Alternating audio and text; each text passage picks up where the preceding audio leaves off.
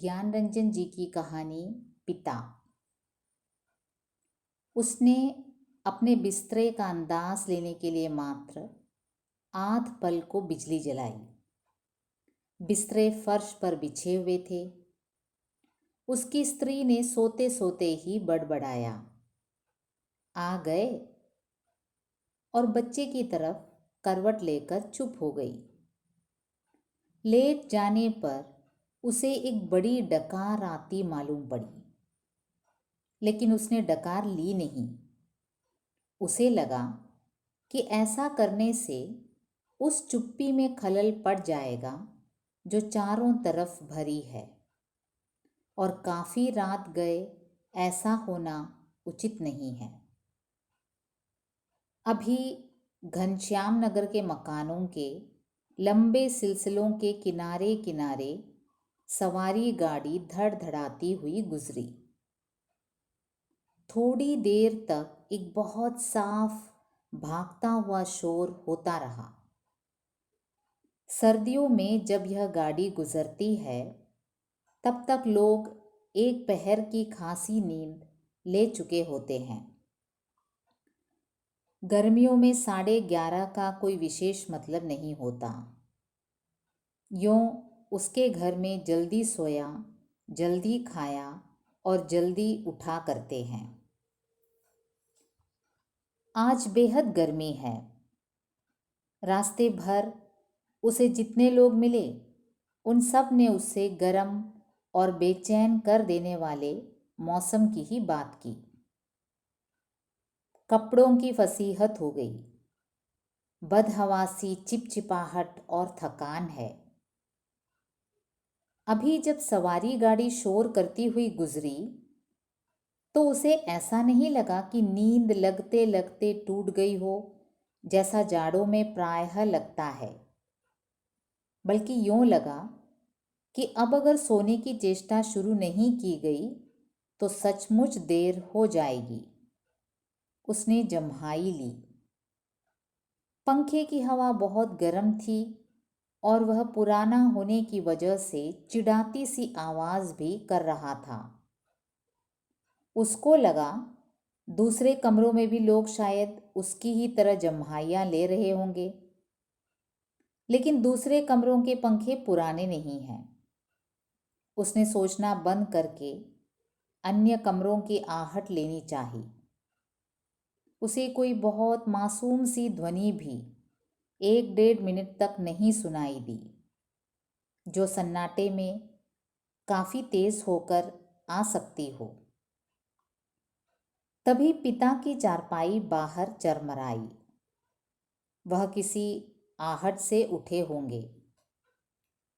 उन्होंने डांट कर उस बिल्ली का रोना बंद कराया जो शुरू हो गया था। बिल्ली थोड़ी देर चुप रहकर फिर रोने लगी। अब पिता ने डंडे को गज पर कई बार पटका और उस दिशा की तरफ खदेड़ने वाले ढंग से दौड़े जिधर से रोना आया था, और हट हट चिल्लाए। वह जब घूम फिर कर लौट रहा था तो पिता अपना बिस्तरा बाहर लगाकर बैठे थे। कनखी से उसने उन्हें अपनी गंजी से पीठ का पसीना रगड़ते हुए देखा और बचता हुआ वह घर के अंदर दाखिल हो गया। उसे लगा कि पिता को गर्मी की वजह से नींद नहीं आ रही है, लेकिन उसे इस स्थिति से रोष हुआ। सब लोग पिता से अंदर पंखे के नीचे सोने के लिए कहा करते हैं, पर वह जरा भी नहीं सुनते। हमें क्या, भोगें कष्ट। कुछ देर पड़े रहने के बाद वह उठा और उसने उत्सुकतावश खिड़की से बाहर झांका। सड़क की बत्ती छाती पर है। गर्मियों में यह बेहद अखर जाता है। पिता ने कई बार करवट बदली, फिर शायद चैन की उम्मीद में पाटी पर बैठ पंखा झलने लगे हैं। पंखे की डंडी से पीठ का वह हिस्सा खुजाते हैं जहां हाथ की उंगलियां दिक्कत से पहुंचती हैं। आकाश और दरख्तों की तरफ देखते हैं। रिलीफ पाने की किसी बहुत हल्की उम्मीद में शिकायत उगलते हैं। बड़ी भयंकर गर्मी है, एक पत्ता भी नहीं डोलता। उनका यह वाक्य, जो नितांत व्यर्थ है, अभी अभी बीते क्षण में डूब गया। गर्मी बरकरार है और रहेगी, क्योंकि यह जाड़े बरसात का मौसम नहीं है। पिता उठकर घूमने लगते हैं। एक या दो बार घर का चक्कर चौकीदारों की तरह हो करते हुए लगाते हैं, ताकि कोई सेंध वेंध न लग सके। लौटकर थके स्वर में हे ईश्वर कहते हुए उंगली से माथे का पसीना काटकर जमीन पर चुवाने लगते हैं। बड़ा गजब है। कमरे की एक दीवार से टिक कर बैठ जाने पर वह काफी तनाव में सोचने लगा। अंदर कमरों में पंखों के नीचे घर के सभी दूसरे लोग आराम से पसरे हैं। इस साल जो नया पेडेस्टल खरीदा गया है, वह आंगन में दादी अम्मा के लिए लगता है। बिजली का मीटर तेज चल रहा होगा, पैसे खर्च हो रहे हैं, लेकिन पिता की रात कष्ट में ही है। गजब यह नहीं है, गजब तो पिता की जिद है। वह दूसरे का आग्रह अनुरोध माने तब ना।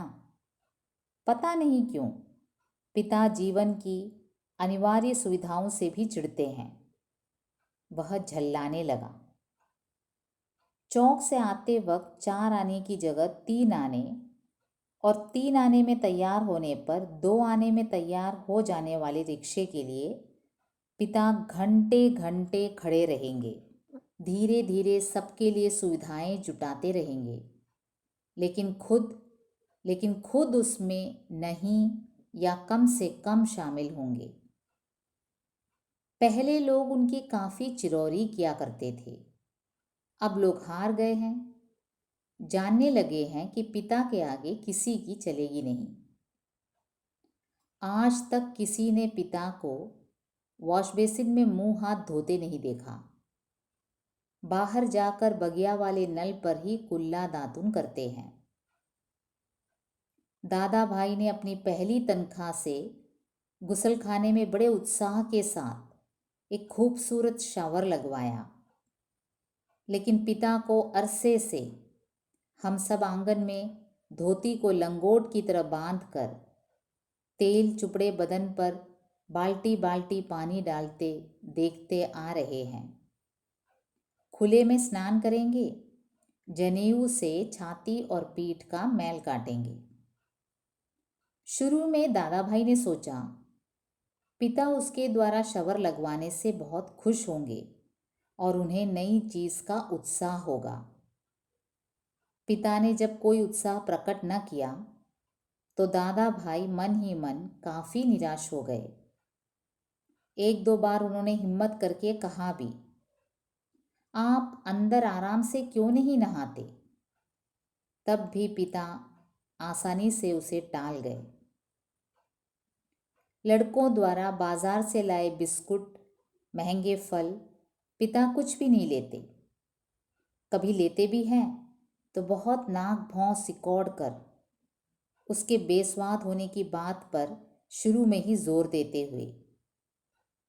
अपनी अमावट, गज़क और दाल रोटी के अलावा दूसरों द्वारा लाई चीज़ों की श्रेष्ठता से वह कभी प्रभावित नहीं होते। वह अपना हाथ पांव जानते हैं, अपना अर्जन, और उसी में उन्हें संतोष है। वे पुत्र जो पिता के लिए कुल्लू का सेब मंगाने और दिल्ली एम्पोरियम से बढ़िया धोतियाँ मंगाकर उन्हें पहनाने का उत्साह रखते थे, अब तेजी से पिता विरोधी होते जा रहे हैं।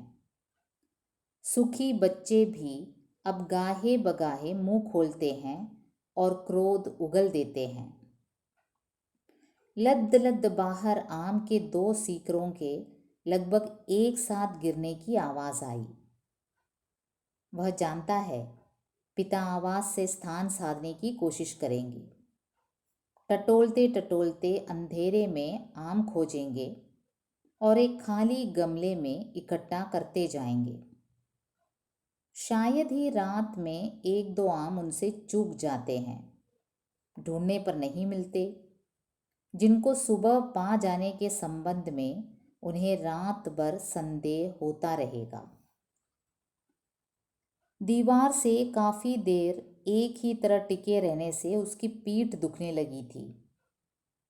नीचे रीढ़ के कमर वाले हिस्से में रक्त की चेतना बहुत हो गई। उसने मुद्रा बदली। बाहर पिता ने फाटक खोलकर सड़क पर लड़ते चचियाते कुत्तों को हड़काया। उसे यहाँ बहुत खीज हुई। कई बार कहा, मोहल्ले में हम लोगों का सम्मान है, 4 भले लोग आया जाया करते हैं, आपको अंदर सोना चाहिए, ढंग के कपड़े पहनने चाहिए और चौकीदारों की तरह रात को पहरा देना बहुत ही भद्दा लगता है। लेकिन पिता की अकड़ में कभी कोई झोल नहीं आता। उल्टा सीधा पता नहीं कहाँ किस दर्जी से कुर्ता कमीज सिलवा लेते हैं। टेढ़ी जेब, सदरी के बटन ऊपर नीचे लगा, सभा सोसाइटी में चले जाएंगे। घर भर को बुरा लगता है। लोगों के बोलने पर पिता कह देते हैं, आप लोग जाइए ना भाई, कॉफ़ी हाउस में बैठिए, झूठी वैनिटी के लिए बेरा को टिप दीजिए, रहमान के यहाँ 1.5 रुपये वाला बाल कटाइए, मुझे क्यों घसीटते हैं। लोगों का बोलना चुटकी भर में धरा रह जाता है। पिता वैसे तो चुप रहते हैं, लेकिन जब बात बहस में उन्हें खींचा जाता है तो काफ़ी करारी और हिंसात्मक बात कह जाते हैं। उल्टे उन्हें घेरने वाले हम भाई बहन अपराधी बन जाते हैं। कमरे से पहले एक भाई खिसकेगा, फिर दूसरा, फिर बहन और फिर तीसरा। चुपचाप सब खीजे हारे खिसकते रहेंगे।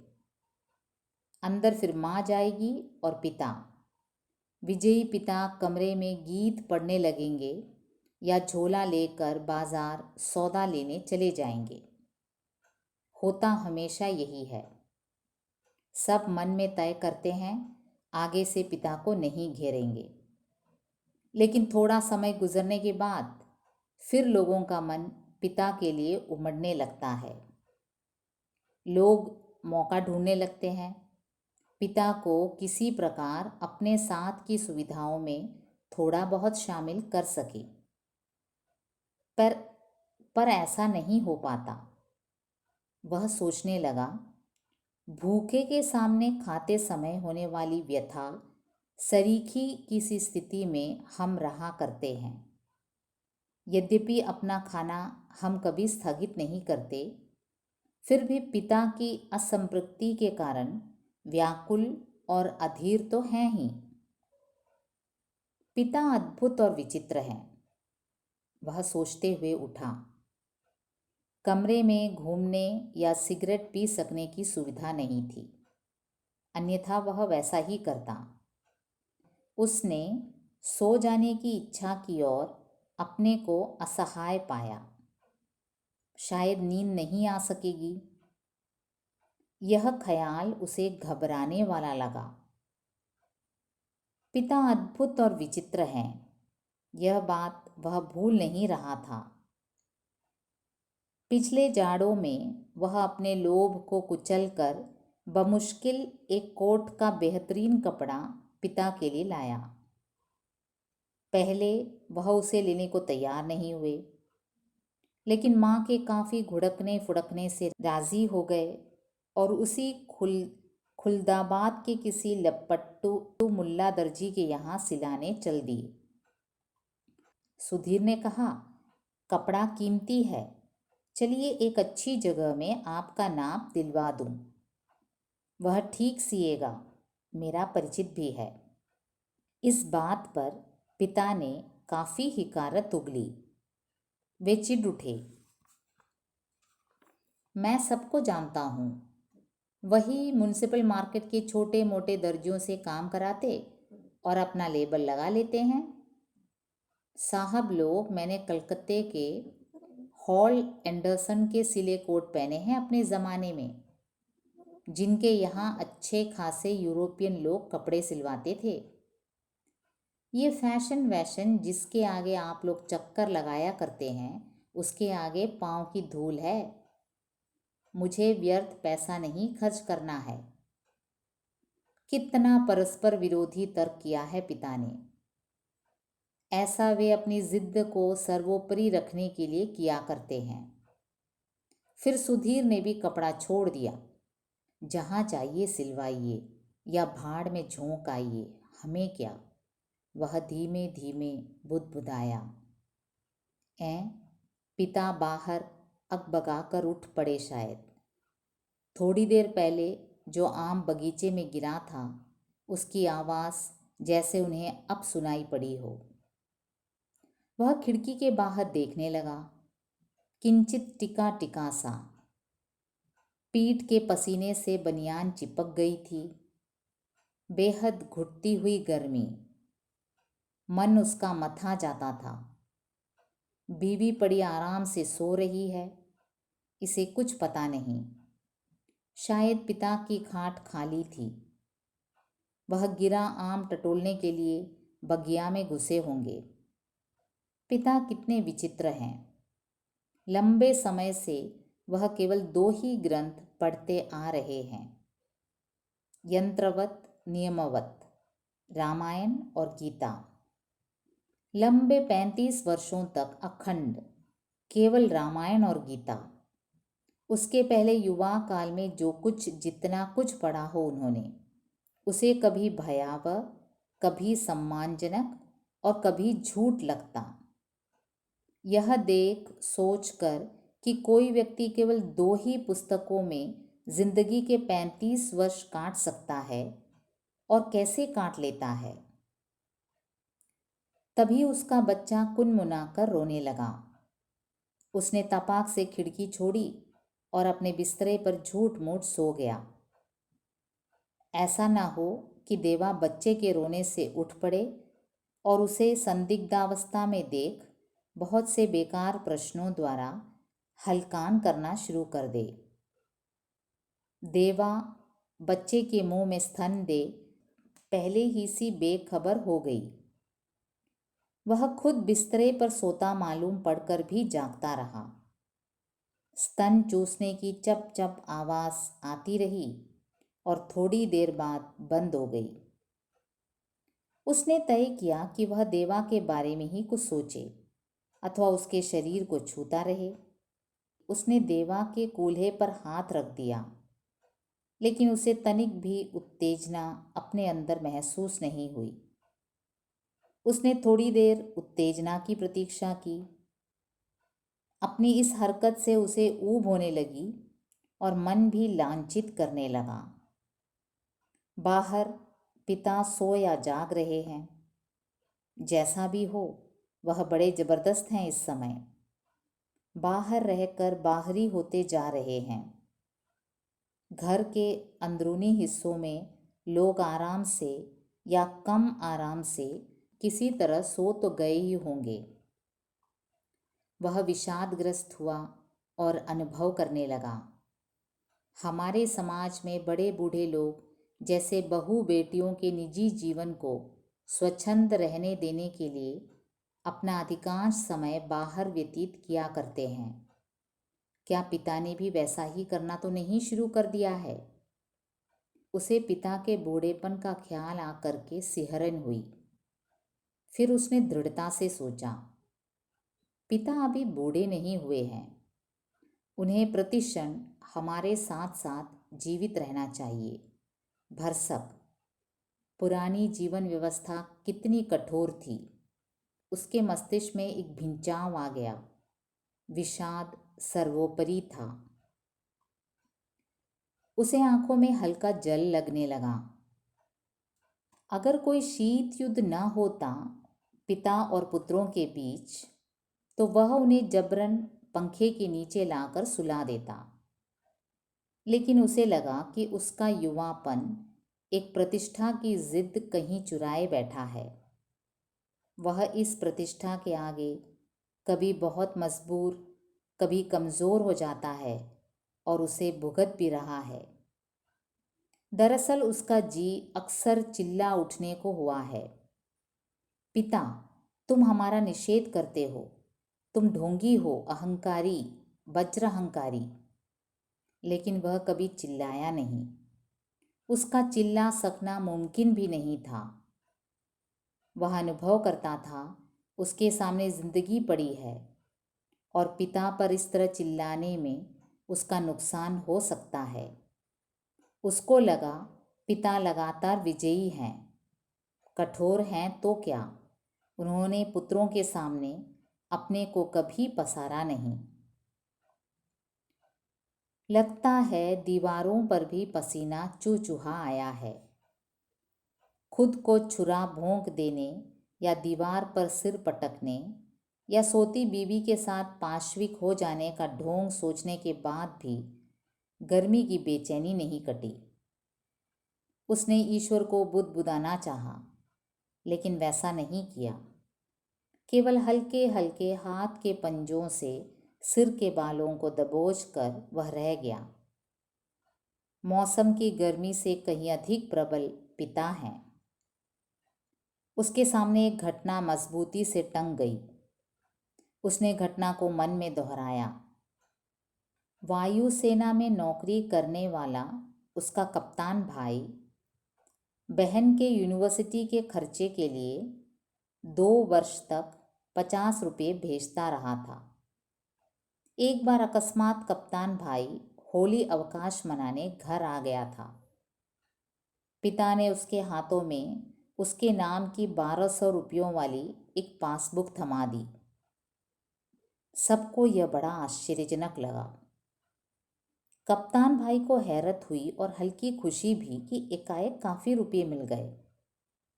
लेकिन इस बात से उसे दुख और पराजय का भान भी हुआ। उसने अपने को छोटा महसूस किया। 2 वर्ष तक बहन के लिए उसने जो थोड़ा बहुत किया वह सब एक पल में घटकर नगण्य हो गया। फिर भी वह अनुभव कर रहा था, कप्तान भाई ज़्यादा सोचते नहीं, खिलाड़ी तबीयत के हैं, यान की तरह चुटकी में धरती छोड़ देते हैं। कितने मस्त हैं कप्तान भाई। उसे लगा कि पिता एक बुलंद भीमकाय दरवाजे की तरह खड़े हैं, जिससे टकरा टकरा कर हम सब निहायत पिद्दी और दयनीय होते जा रहे हैं। इस घटना को याद करके और पिता के प्रति खिन्न हो जाने पर भी उसने चाहा कि वह खिड़की से पिता को अंदर आकर सो रहने के लिए आग्रहपूर्वक कहे, लेकिन वह ऐसा नहीं कर सका। वह असंतोष और सहानुभूति दोनों के बीच असंतुलित भटकती रही। न लोकोशेड से उठती इंजनों की शंटिंग ध्वनि, न कंक्रीट की ग्रैंड ट्रंक पर से होकर आती धूमनगंज की ओर इक्के दुक्के लौटते इक्कों के घोड़ों की टापें, न झगड़ते कुत्तों की भौंक भांग। बस कहीं उल्लू एक गति, एक वजन और एक विभत्सा से बोल रहा है। रात्रि में शहर का आभास कुछ पलों के लिए मर सा गया है। उसको उम्मीद हुई कि किसी भी समय दूर या पास से कोई आवाज़ अकस्मात उठ आएगी, घड़ी टनटना जाएगी या किसी दौड़ते हुए ट्रक का तेज़ लंबा हॉर्न बज उठेगा और शहर का मरा हुआ आभास पुनः जीवित हो जाएगा। पूरा शहर कहीं कभी नहीं सोता या मरता। बहुत से सोते हुए जान पड़ने वाले भी संक्षिप्त ध्वनियों के साथ या लगभग ध्वनिहीनता के बीच जगे होते हैं। रात काफ़ी बीत चुकी है और इस समय यह सब सोचना सिवाय सोने के कितना निरर्थक है। शायद पिता औंध गए हैं। करवट बदलने से उत्पन्न होने वाली खाट की चरमराहट, आम टटोलते समय सूखी अधसूखी पत्तियों के कुचलने की आवाज़, लाठी की पटक, मकान के फेरे के वक्त की खास खंकार, कुत्ते बिल्लियों को हड़काना, कुछ सुन नहीं पड़ रहा है। इस विचार से कि पिता सो गए होंगे उसे परम शांति मिली और लगा कि अब वह भी सो सकेगा। शीघ्र नींद के लिए उसने टकटकी बांधकर पंखे की तरफ देखना शुरू किया। गर्म हवा के बावजूद दिन भर की व्यर्थ थकान और सोच विचार से पस्त हो जाने की वजह से वह नींद में चित्त हो गया। थोड़े समय के उपरांत वह एकाएक उचक कर उठ बैठा।